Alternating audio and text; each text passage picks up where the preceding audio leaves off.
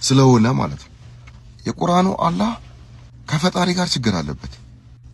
ተፈጥሮን ይጠላል።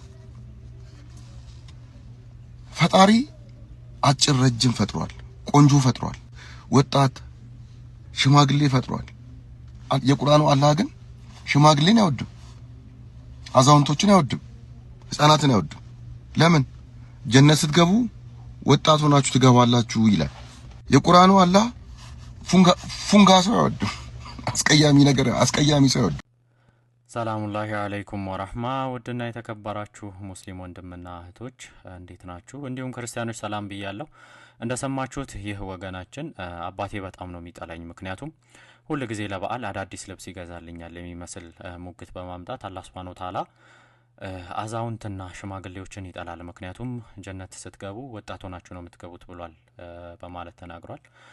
ቅሉ ግን አላህ Subhanahu Wa Ta'ala በሱረቱል ሁጅራት ምዕራፍ 49 ቁጥር 13 ላይ እናንተ ሰዎች ሆይ እኛ ከወንድና ከሴት ፈጠርናችሁ እንድትተዋወቁም ጎሳዎችና ነገዶች አደረግናችሁ፣ አላህ ዘንድ በላጫችሁ በጣም አላህን ፈሪያችሁ ነው፣ አላህ ግልጽ አዋቂ ውስጥንም አዋቂ ነው በማለት ተናግሯል። እንዲሁም ነብዩ መሐመድ ሰለላሁ ዐለይሂ ወሰለም በሰሂህ አልቡኻሪ 6497ኛው ሐዲስ ላይ አላህ Subhanahu Wa Ta'ala እኮ ወደ እናንተ ወደ ሰውነታችሁ ወይም ደግሞ ወደ ውጫዊ ገጽታችሁ አይመለከትም፣ ይልቁንም እሱ የሚመለከተው ወደ ልቦናችሁና ወደ ምትሰሩት ስራ ነው በማለት ነጭና ጥቁር በሆነ ቋንቋ የሰው ልጅ አላህ ዘንድ ሊወደድም ሊጠላም የሚችለው በአስተሳሰቡና በሚሰራው ስራ እንደሆነ አስቀምጠውልናል ማለት ነው።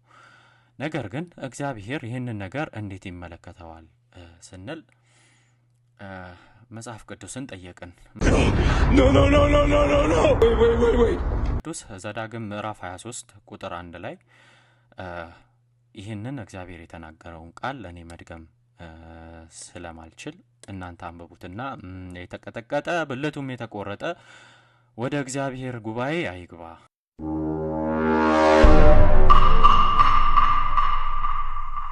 ዲቃላ ወደ እግዚአብሔር ጉባኤ አይግባ፣ እስከ 10 ትውልድ ድረስ ወደ እግዚአብሔር ጉባኤ አይግባ በማለት እንዲሁም በዘሌዋውያን ምዕራፍ 21 ቁጥር 16 ጀምሮ እግዚአብሔር እንዲህ አለ። እግዚአብሔርም ሙሴን እንዲህ ብሎ ተናገረው፣ ለአሮን እንዲህ ብለህ ንገረው፣ ከዘር በትውልዳቸው ነውር ያለበት ሰው ሁሉ የአምላኩን እንጀራ ያቀርብ ዘንድ አይቅረብ። እውር ወይም አንካሳ ወይም አፍንጫ ደፍጣጣ ወይም ትርፍ አካል ያለው ወይም እግረ ሰባራ ወይም እጀ ሰባራ ወይም ጎባጣ ወይም ድንክ ወይም አይነ መጭማጫ ወይም መከካም ወይም ቋቁቻም ወይም ጃንደረባ ነውረኛ ሁሉ አይቅረብ። ከካህኑ ከአሮን ዘር ነውር ያለበት ሰው የእግዚአብሔርን የእሳት ቁርባን ያቀርብ ዘንድ አይቅረብ፣ ነውረኛ ነው። የአምላኩን እንጀራ ያቀርብ ዘንድ አይቅረብ።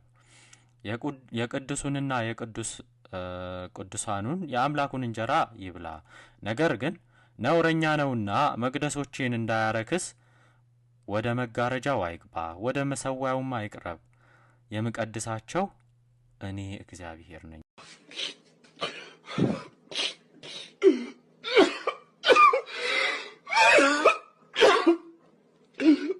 Oh my God! He doesn't from. Oh my God!